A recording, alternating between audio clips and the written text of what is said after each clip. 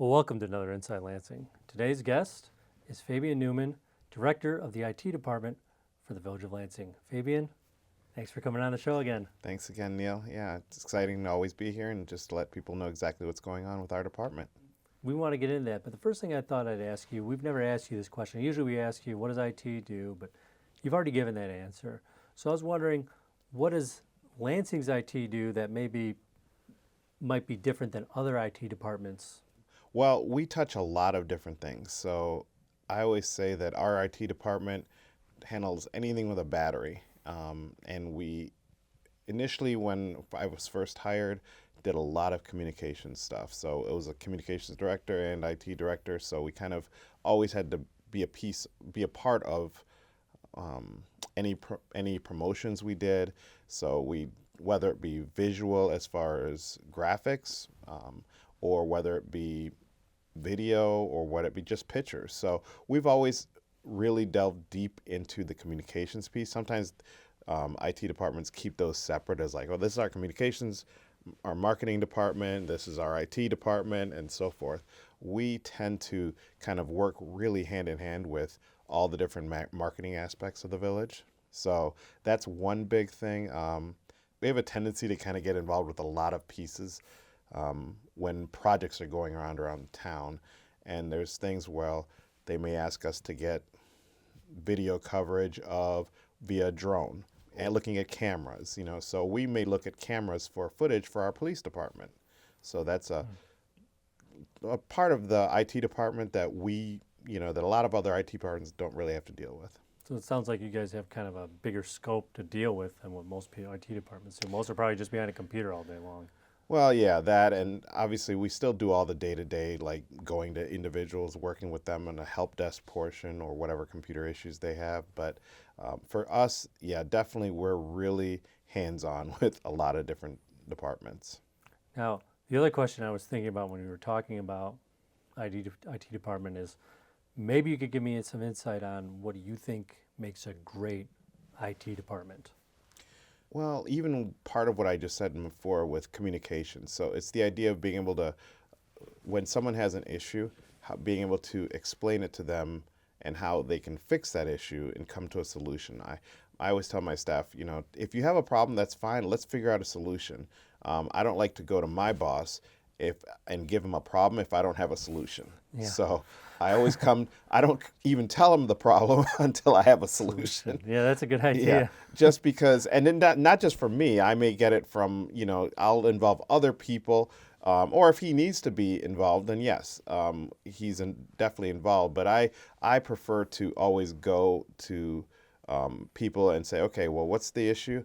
All right, and now how can we meet your needs so you feel comfortable with how we're addressing it? So as an IT staff, it's all about communicating with people, because when they're having an issue with their computer or a program and they don't know how to use it, they get frustrated. It's easy to get frustrated, so we have to make sure that technology is easy to get yeah, frustrated definitely. with. Everybody has that issue. Exactly. I feel as if I get frustrated with technology sometimes, because I'm ready to go. However, there's times when I'm like, okay, slow down, Fabian. Understand that even though you want to go we have to take it in stride. Is it kind of the idea that people, I think, kind of forget, is that you're dealing with programs and systems that were created by other people, so they're not all made the same. Correct. So that makes it kind of a difficult process at times. Yeah, and not every person uses the program the right way or in a way they could use it. So there are some people that if they need help with Photoshop, I may help them with that. But then there's other people I'm like, well, you know what? Photoshop is probably not going to be, it took, for me to really understand Photoshop, it took me about a year. And I said, people, when they're ready to fix something or they need something designed or created, I said, well, you may have to use a different program. So we may use Canva or whatever other programs that are much simpler, easier to operate. So I believe that that's the key, is just meeting people where they're at and finding out where they're comfortable and where their range is. And we have to just kind of meet them there, and so they're feeling much more at ease. So you talked about people getting used to working with certain systems. You have to coach them a bit. You have to be there to help out. And you have to kind of set it up yourself to make sure it works well. So one of the systems that's fairly new now or being implemented soon is the OpenGov system. Is that correct? Correct. Yeah. You want to run through a little bit about what that's about and how it will affect residents? Yeah. So this is, I'm really excited. We've been working on OpenGov for roughly the last 2 years. But now we're at the point of full-on implementation with the platform that would be really working directly with the residents. So it's basically a platform where we can basically grab 3 or 4 different programs that we've historically used at the village and now morph them all into one. So the beauty of it is that, say for example, we type in an address in town. So say it's 1132 Henry Street or whatever address we type in. If we type it into the platform, once we have an account in OpenGov, we'll be able to see a full-on history of everything that happens at that address. So whether it be a building permit violation, so for example, if they've had high grass, for example, if they are late on their water bill, we'll be able to put all those different programs that we've historically had and put it in one platform so that every staff member at the village who is working within that will be able to just type in the address and see what the information that they're going to need, as opposed to now having to send an email to another department and say, hey, by the way, is this person done this or this? And so rather than now waiting for people to get back to them, they can go in and get the information themselves. So it's going to be really, it's going to be a game changer for us as a village. I can imagine. That's going to be great for residents, great for people who are working there. You said like a 3-in-1, so it's probably taking away a lot of work on your end, I'm assuming. Yeah, exactly. So it'll be, to set it up is, as I said, we've been working on it for over almost 2 years. But for us, we're in the full-on implementation of training staff now with how it's going to help change their workflow. So it's all about making workflow easier, and we want people to work faster, better. However, we don't want to make them feel as if it's something that completely is beyond their scope. So we're really excited about what it's going to be able to do and how it's going to expedite processes, whether it be permits. So if a resident needs to get a permit, they can set up an account, go online, type out everything they need, upload all the documents they need without having to come to Village Hall. So historically, you've always had to come to Village Hall, pay your fee for whatever the permit is that you want. Then you have to fill out the application and give it to the building department, going into 2 different lines. And then now you'll have to leave, and then we would call you back and say when it's ready. However, now all that can be done in the span of, a day. Lickety split. Correct. Yeah. And truth be told, you'll even be able to pay online. You'll be able to get all that information, and then even print off your permit yourself, so you don't even have to physically come into Village Hall. So it's going to really expedite the process, not just for residents, but also contractors.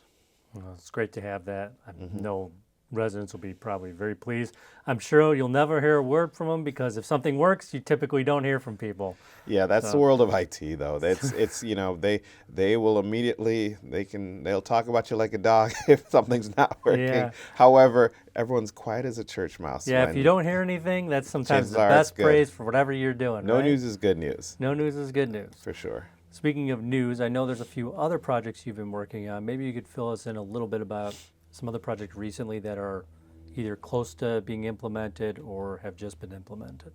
So one of the things that we've been working on as well is with our village, one of our village architect, GMA. We've been working on renovations at the Patty Leach Youth Center, which is this building, as well as the new Public Works building. So Public Works has been in basically a trailer for the last going on 9 years now, or 10 years actually. 10 years they've been in a trailer, and it was only supposed to be a temporary thing to fix because we had a roof issue at the time 10 years ago. And so, however, because of finances, COVID, a whole slew of things happened in that time span, and everything kind of had to be pushed back, and finally our current village board decided, you know what, it's time to really, with our previous mayor, Mayor Item, and then now finishing everything is Mayor Hardy. So we're excited by the change that's going to have and the benefits that will be for the public works staff in general. They've had a rough time of it for several years, Yes. and considering what their facilities were compared to the rest of the village. Yeah, it's been a long time now. What about, I know there's also new additions that you've made to our board meetings, is that correct? Yes. So with the board meetings, we have to, we have certain rules as far as Robert's rules. We have to post agenda in a certain time frame and so forth, and we understand that. And so one of the things that we've implemented is trying to be paperless. So that means we've moved to a software called Diligent, which really excited. There's lots of other softwares out there. Board Book, and there's lots of other ones out there, but we decided to choose Diligent. We've been really excited with all the testing that we've been able to do internally, and then we did a soft launch with it for our last board meeting, and then this next one coming up is actually going to be fully using the Diligent platform. And so what that allows us to do is every board member will have a device, an iPad, that they'll be able to open up and see the agenda, all attachments associated with each of the items on the agenda, as well as for the regular board meeting, as well as the COW, the Committee of the Whole meeting. So we're really excited by that because they'll be able to see everything fully. So if they need to go back to a document, they don't have to carry, we would carry paper pretty much about this high of documents, and you're like, okay, now I'm going to look through this, and how many trees did we kill? So we're really trying to obviously be paperless, and the beauty of it is they'll be able to annotate, so they'll be able to put in their own notes in there, and then these notes will be, the notes will help them. So if they need to say they look at something, 2 days before the board meeting, Yeah. they write a note. So they will then be able to, when they're at the board meeting, they'll be able to look and see what their notes said so that they can bring it up to ask that question if need be. So it's going to be really conducive to people looking at the packets early, getting all the information they can, and being as informed as they possibly can. So it's going to be great because our board, our elected officials will all have those devices. Our staff will be able to continually work with our village administrator to bring in all the memos and everything else if they have to do a presentation. So it's going to be outstanding for us, just because, making hundreds of copies every Friday afternoon is a rough go of it for our executive assistant, Courtney. So she's going to be happier than most people in regards to this. So Once it gets going. yeah, because very it'll happy, I literally know. send an email out to the staff and as well as the board, and then we'll also have an email that will residents will be able to sign up via RSS feed. And basically what that means is they'll be able to get a notification as soon as the board agenda is ready. So you don't have to go looking for it. It'll actually come to you. And you just click on the link, then you'll be able to see the agenda and in perfect timing. So we're pretty excited by that. Yeah, we are too. It'll make things a lot smoother for everybody. And Correct. as usual, that's what your job is here to kind of do, is just make that technology aspect smoother in any way we can. Yeah. So it's very exciting.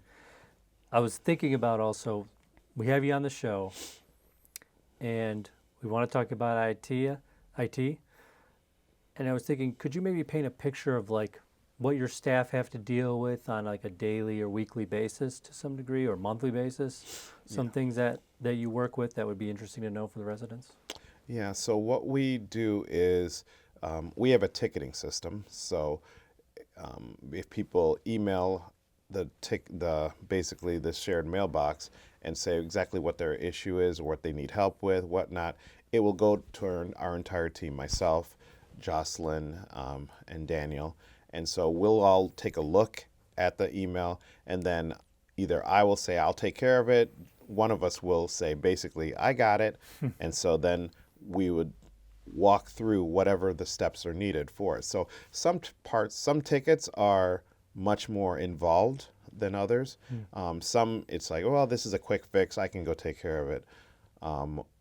There's others where it's only I have to be the one to deal with it because it's something that, I'm the one who's kind of leading the charge for it. So it's better for me to handle it than someone else, rather than me basically retraining my staff. Like, oh, this is where we are with this. I said, well, you know what? I know the full history. I'll take care of it.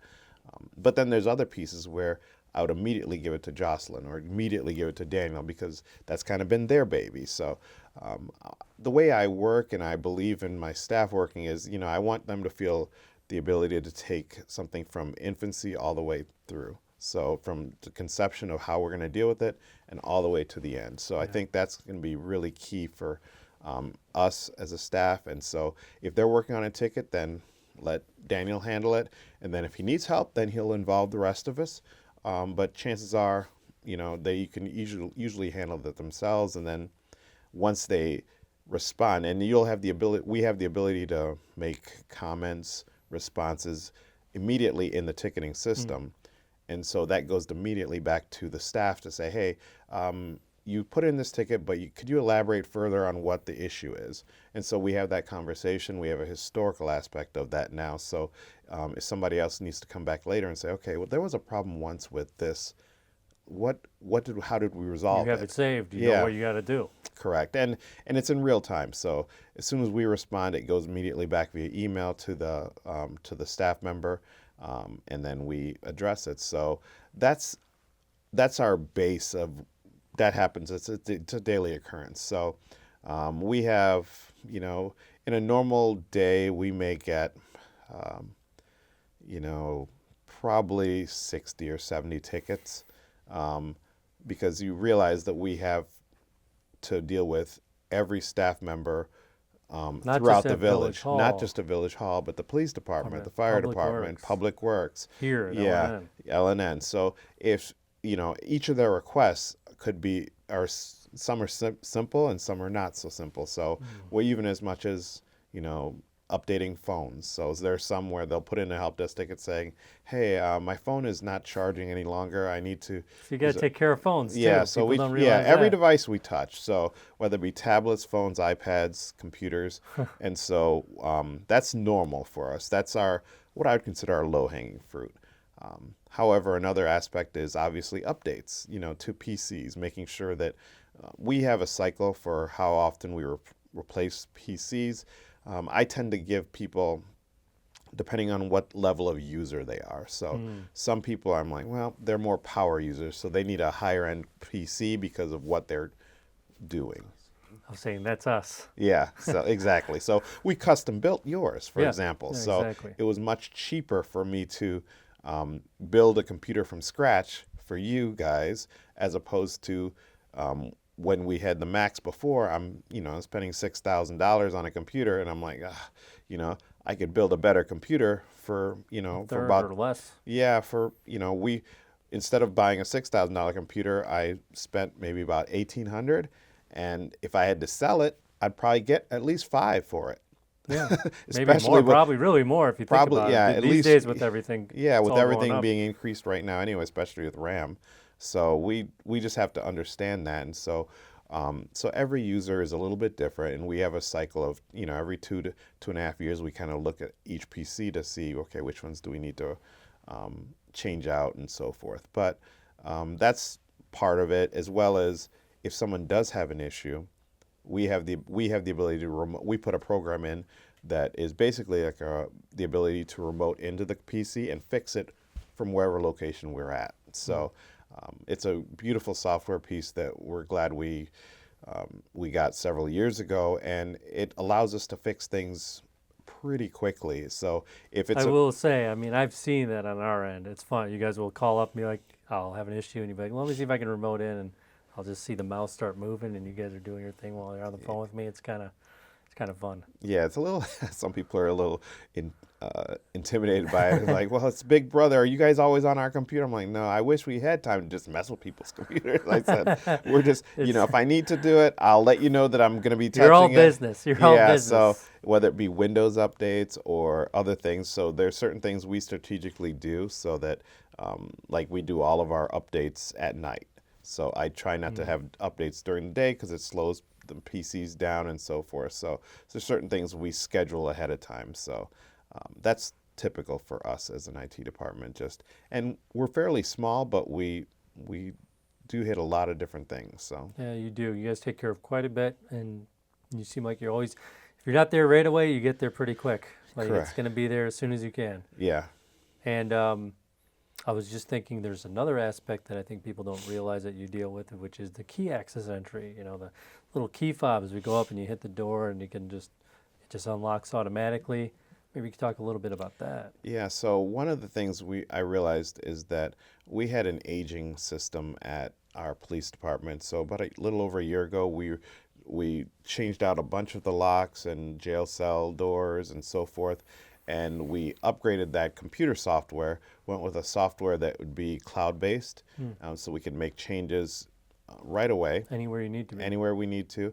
It's also a piece that can grow with us. So we have a separate camera system, obviously, for the police department, but they'll be able to merge the two together so that if we need to see a door, I can look at the card access and see when the last time someone accessed it.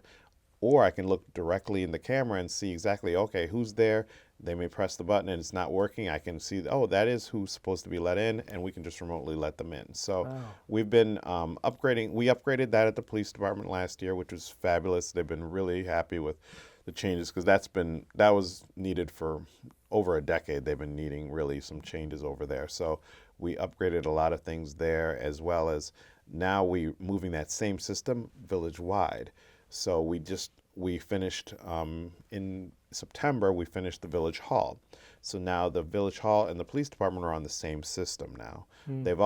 Everything's been disjointed for years around this village. So we're trying to just put everything together. And so it's been exciting to see now that we can look at one platform and know, okay, well, my fob's not working for this. So then we can either deactivate a fob, activate a fob, give someone access if they need it. And so we're doing that at the new Public Works building as well. So there's going to be That's continuity across the board is probably. I mean, yeah, it just makes just sense. helps. It makes sense. And so then and that starts with even running the wires. We're at the point of, I'm really excited because we had this concept for years of what the building was going to look like. Then when I finally started seeing the bricks on the outside, oh, that was exciting. Then when the walls started going up, oh, whoa, okay. Now the paint's up. So we're really close. We're hoping to, I'm working with our Public Works director. The idea is we'd like to be fully in there. I say June 1st. He was pushing for May 1st, but there's just a lot of moving You're parts. always going to have that, right? Yeah, exactly. But there's a lot of moving parts because there's lots of servers, there's racks, there's a lot of IT stuff that needs to be done in the background to make everything work. Like I said, your job is all about background, and people kind of forget about the background, how much work has to go into that to make sure that it's solid. Yeah. So when those walls go up and the thing, we have access, but we don't want to have to access it right away. I mean, it should work on right away. Yeah, and especially with the new Public Works building, half that building is actually going to be an emergency operations center.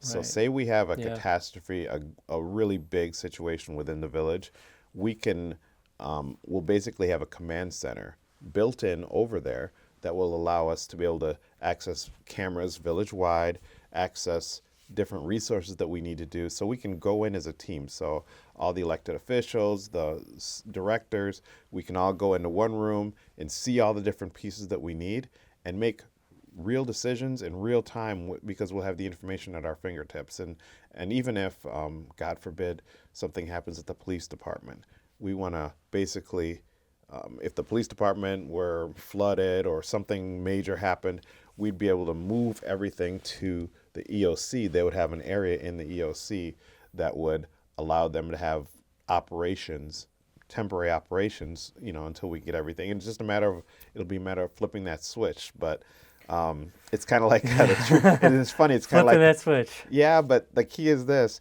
It's like the tree lighting, at the end of the year. Yeah. So you flip that switch, you hope all the lights go on. So we have to make sure that all the stuff goes on. is everything is going to work. In the event of an emergency, you don't need another part of an emergency. Is wondering will it work? Will it work? So it's a matter of testing and being prepared. So that's our life, though. It's just a matter of just making sure all that stuff is working in the background and preparing it to work at the drop of a hat. We could talk all day about IT. We got to know Fabian, the IT director, but I'd like to know maybe a little bit about Fabian, who you are at home, or what you do on your spare time. What do you do to unwind a little bit? Yeah, so I love basketball. So I love sports in general. I used to play a lot. I was, in high school and college. I played in both. I played sports in high school and college, and I You play loved it. basketball. Yeah, well, I played basketball in high school, and ironically, no one would look at me now to know, but tennis was actually my best sport. Tennis, Yeah, really? so yeah, I loved tennis, and so when I was younger, it was my mom said, okay, you have to figure out a sport that you can play at when you're making business deals later on in life. And she's like, it's either golf or tennis.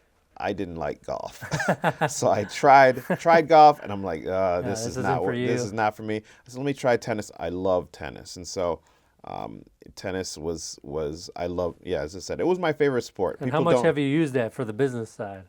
I haven't now because, and it's only because I've had 3 rotator cuff surgeries. Yeah, that probably So, would set you back quite a bit. Yeah, so because I've had so much rotator cuff surgeries, I don't play it now. And I'm like, if you'd have told me 15, 20 years ago that I would not be playing tennis, I would have never believed you, because I was on three state championship teams in high school. So we were, yeah, I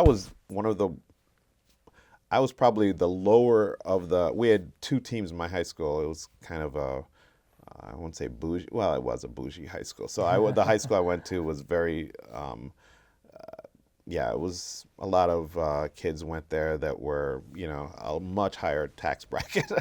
And so because of that, I was on the second team. Yeah. And then every once in a while I'd play on the first team, but our second team always played our first team in tournaments because we'd always beat everyone else's first team. So it was interesting. It was just so exciting, isn't it? You got the same schools facing each other. Yeah, it was always interesting. Like, okay, in the finals we have, so and so from St. John's and so from St. John's, and it was like, okay, well, but yeah, I love tennis. I really wanted my kids to play.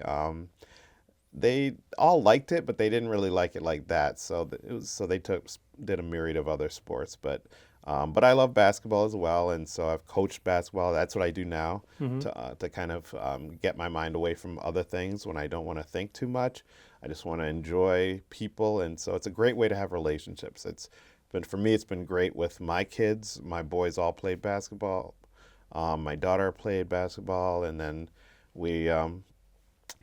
I still have one that plays in college, and then the other 2 aren't playing sports. But while my daughter is out of school anyway. But yeah, it's been great, and it's been a fabulous opportunity for me to get to know a lot of the kids in the community. So a lot of the kids still call me coach because I coached them in basketball or baseball.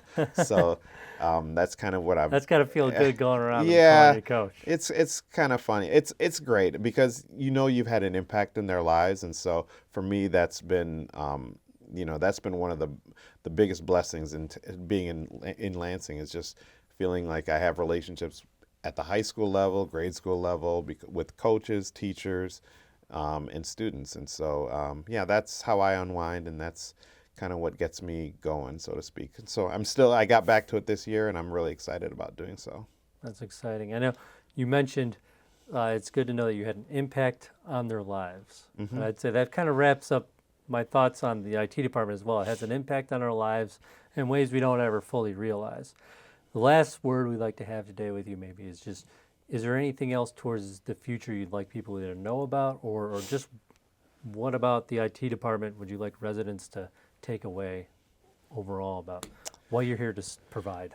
Yeah, so one of the things that we've always been hearing about, so I get random emails from residents asking about, we want to have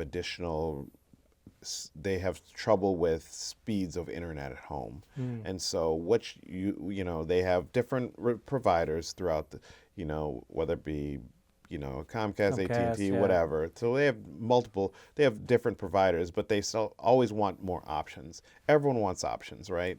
And so over the years, I've gotten a slew of emails. The mayor's gotten a slew of emails from people saying, okay, what else can we do to provide more options for our residents? And so one of the projects that I'm working on right now is the ability to we're going to have another provider come in that's going to have really extremely low cost internet for the residents, and that will be fiber based. So it'll be a competition to, whether it be, whoever they have currently as a internet provider. But I mean, you're talking half the cost. Wow, Half the that would be cost amazing. and usually double the speed, because they will. And the beauty of it is that we as a municipality wouldn't actually pay for it, because they put it on our right of way. So it'd be on areas throughout the village. And so we've been working with the staff, talking about what that looks like. And people always want more options, and I think it'll be great for us for options for the residents, but also even for our staff, because we won't have, it's basically we'll be able to create what we call a mesh network in the village, so that wherever you are in the village, you'll always have high speed internet. You'll always have radio, the ability for radios to connect. And so wherever our police officers, fire department, wherever they go, whether it be incorporated or unincorporated Lansing, they'll know that they have connectivity to the outside world.